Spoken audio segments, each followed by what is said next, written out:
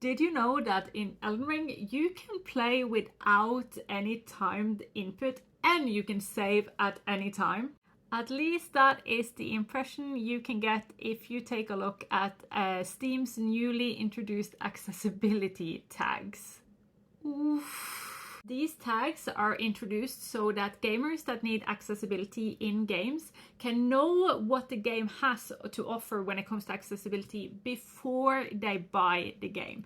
But as you can see, that doesn't always work. If I hadn't known better, I would believe that Elden Ring then was a game where you didn't need to be like any quick on how you time your input, and that whenever in the game, whatever I do, I could just push a button and the game would save.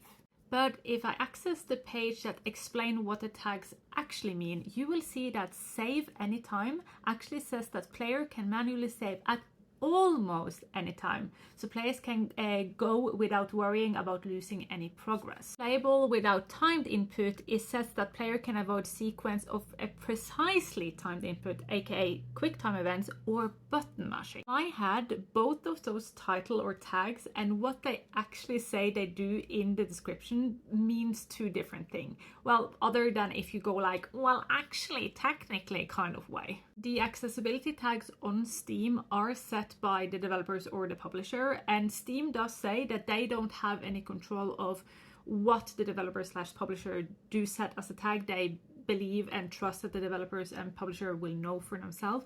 But in this case, I think there has been a mismatch between what they think the tags are and what it actually means, and this is a problem that Steam needs to take a look at.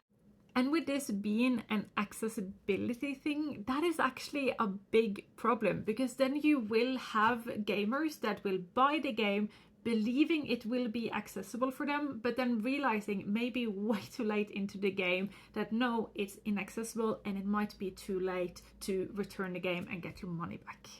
And that's a problem in itself. Tags are supposed to help, but in this case, they lose all its meaning.